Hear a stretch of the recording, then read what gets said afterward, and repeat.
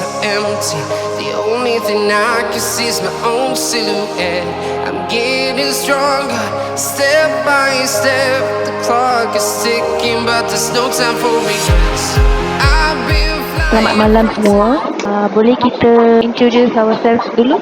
Okay, nama saya Kitida anak perempuan Kubalan.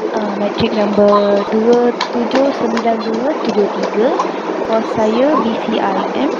And sekarang saya tinggal dekat kampus. Nama Ahmad Fitri bin Zainuddin, matric number 279164. Saya kos tadbiran perniagaan.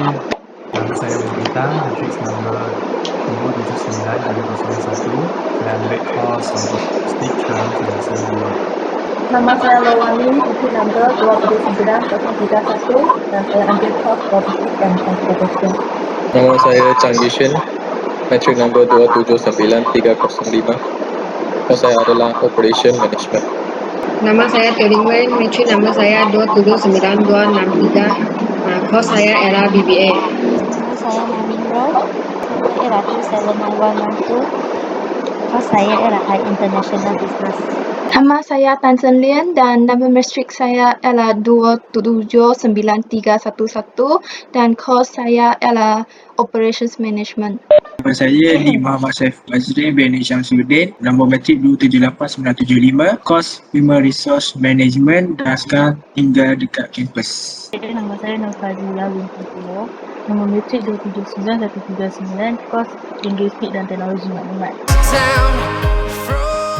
Tanpa membuang masa, kita terus kepada perbincangan kita. Semua orang tahu apakah tema yang kita pilih hari itu? Tema yang kita pilih ialah tema kemanusiaan. Betul? Iaitu tajuk yang kita pilih gangguan seksual di tempat kerja. Seterusnya dalam assignment ini kita kena cari bahan. Cari fakta. Okey, ada 3 fakta yang kita kena cari. Okey, pertama bentuk, lepas tu kesan dan juga langkah. Yang macam hari tu kita senarai discuss kat group, ada 6 orang bertanggungjawab untuk mencari fakta, iaitu 2 orang untuk kesan, 2 orang untuk bentuk dan 2 orang untuk langkah. Dan ada 1 orang in charge untuk buat survey, lagi 2 orang in charge untuk buat infografik, 1 orang untuk dia handle pasal editing, video editing. Siapa yang volunteer nak buat bentuk? Saya boleh buat. Saya Ming Rao dengan Ling Wei. Ya, betul. Okey. Seterusnya langkah kena buat 2 orang. Saya boleh buat. Fitri Dan saya Tan Sen Lian. Lian.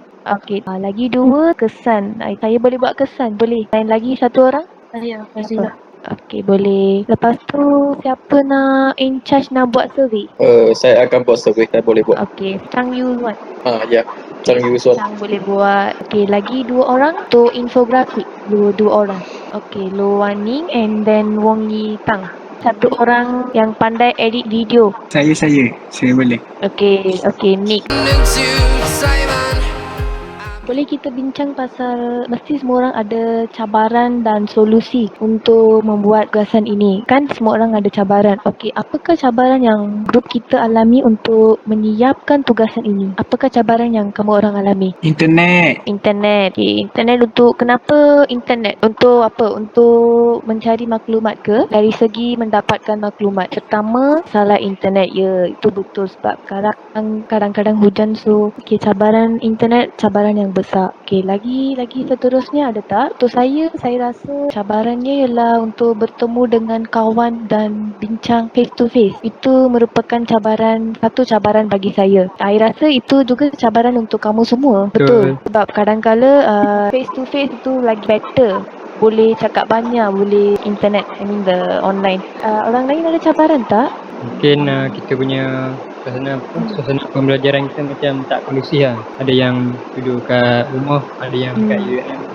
Ada juga mungkin ada orang nak jumpa doktor untuk tanya pasal lebih lanjut tentang tugasan ini pun tak dapat sebab kita kat kampus pun sebab sini pun ramai yang tinggal masih kat rumah kan, belum balik kampus kan. Jadi itu pun satu cabaran sebab tak dapat jumpa semua orang.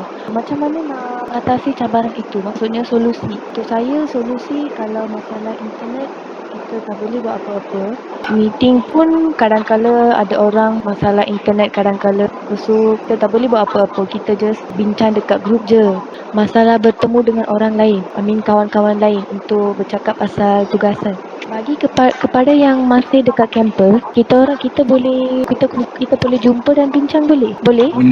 Boleh. Boleh tak? Chan boleh tak? Boleh.